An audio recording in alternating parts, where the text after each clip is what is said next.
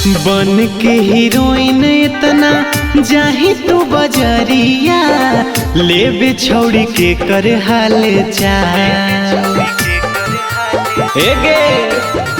बन के हीरोइन इतना जाही तू बजरिया लेबे छौड़ी के कर हाल चाल।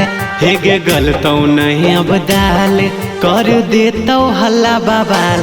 हखी तू छौड़ी राहुलवा के माल माल माल। नया नया माल फंसा के घूमो ही दिल्ली बंगाल। हखी तू छौड़ी सोनवा के माल। बन के हीरोइन इतना जाही तू बजरिया लेबे छौड़ी के कर हाल चाल। बन के हीरोइन इतना जाही तू बजरिया लेबे छौड़ी के कर हाल चाल। हेगे गलतौ नहीं अब दाल कर देतौ हल्ला बवाल। हखी तू छौड़ी दीपिका के माल माल माल। नया नया माल फंसा के घूमो ही दिल्ली बंगाल। हखी तू छौड़ी गोलुआ के माल।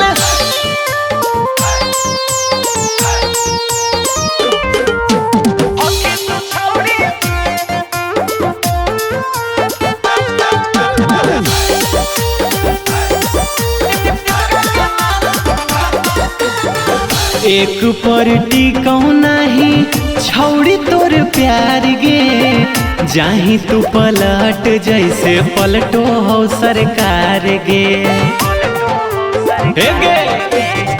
एक परटी कौना ही छौड़ी तोर प्यार गे जाही तू पलट जैसे पलटो हो सरकार गे। जानो ही कते तू हाल छौड़न पटावे के चाल।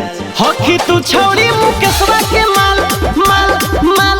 भरो हो नहीं तोर मान छौड़ी रहो हो कते सिहाल।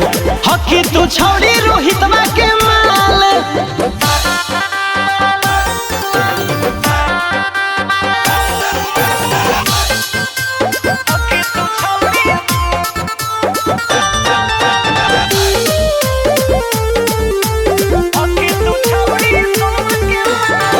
विशु सरफराज के कोई नहीं तबाह गे कहो सतरंगी सुबोध कर ले अब बियाह गे। एगे छौड़ी विशु कौशल के तू कोई नहीं तबाह गे कहो सतरंगी सुबोध कर ले अब बियाह गे। बिगड़ल हको तोर चाल छौड़ी मन में उठो सवाल। हखी तू छौड़ी रोशनमा के माल माल माल। दिनों दिनों खिलल जाओ कुछ कहानियन गाल। हखी तू छौड़ी पपुआ के माल।